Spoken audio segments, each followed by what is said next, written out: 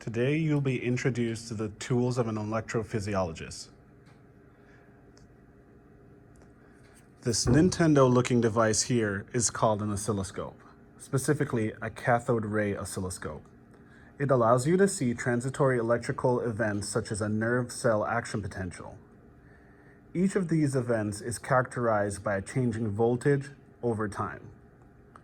The inside of a nerve cell membrane at rest has an excess of negative charge ions compared to the outside, and thus the middle of the cell membrane is at a negative voltage relative to the membrane. During an action potential, the inside of the nerve cell becomes more positive than the outside for a brief period of time. In order to observe that change of voltage, you need an oscilloscope.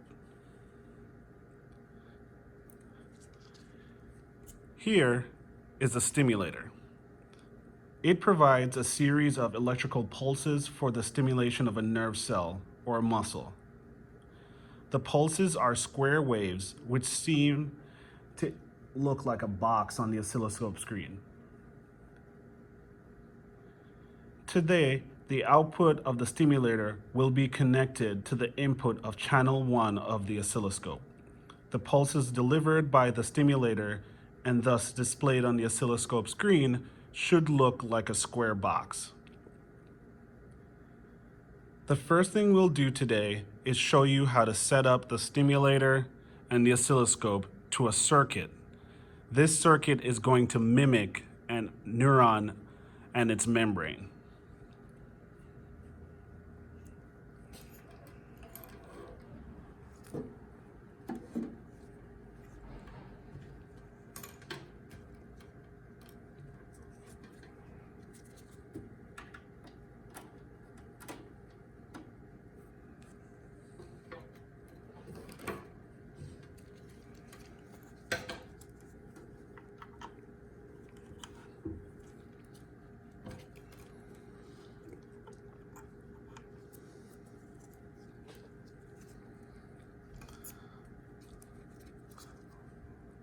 This circuit is going to mimic 3 cells.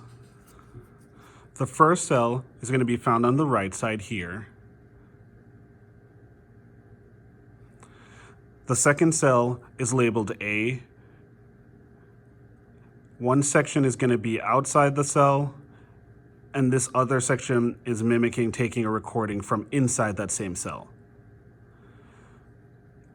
For the third cell, B, you can take a recording outside the cell here, as well as inside that same cell here.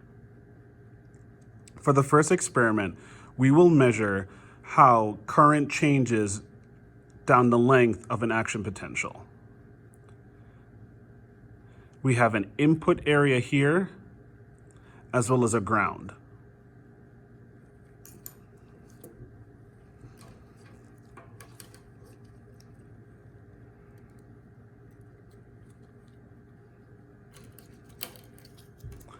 One ground will be used to provide a reference for the stimulator. The other ground will be used to provide a reference for the oscilloscope.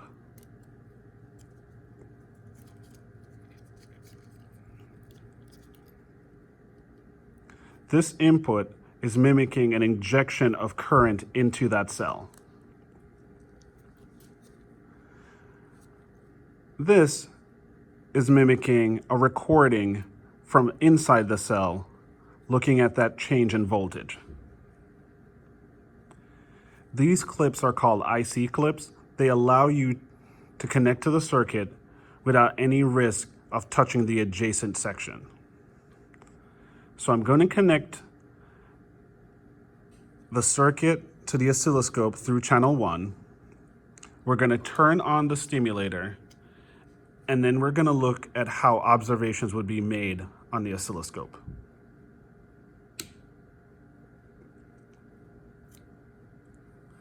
So on the stimulator, you can change the number of pulses that are delivered, the delay between the pulses, the duration of the pulses, as well as the amplitude of the pulses.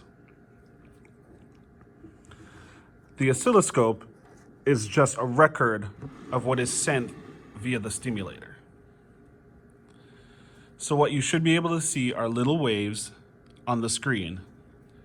I can change the amplitude of those waves by adjusting the stimulator. I can change the duration of those waves again on the stimulator. What I cannot do is change the value of that voltage change on the oscilloscope. The oscilloscope is only going to record change. However, because an oscilloscope is not a computer screen, you can't zoom in or zoom out in a typical way. For the oscilloscope, we have knobs that will do that. So this knob will tell you how many volts are going to be recorded per division. Each division is going to be a 1 centimeter block. So from here to here, that's 1 centimeter. This reading here tells you that each of those centimeter blocks represents 2 volts. You can change what each of these 1 centimeter blocks represents by adjusting the knob on the oscilloscope. So instead of representing 2 volts, this 1 centimeter block now represents 1 volt. You can make it so that each of these blocks represents more or less, which essentially allows you to zoom in and out of the image.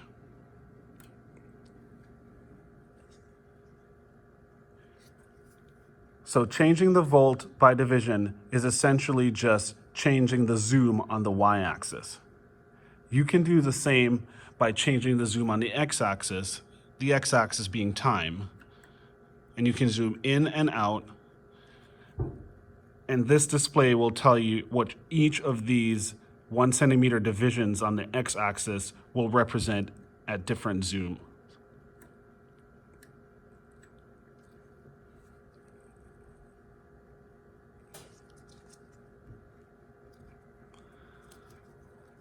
So what we're currently doing is sending a signal from the stimulator into this circuit or into the neuron. We're then recording the voltage that is at that point, and it's being displayed on the oscilloscope. What we could do is, instead of recording a voltage at one section here in the neuron or axon, we can move the recording electrode down the axon and see how voltage would change. What this will allow us to do is to see the properties of an axon that allow for the transfer of current from one point or region to another.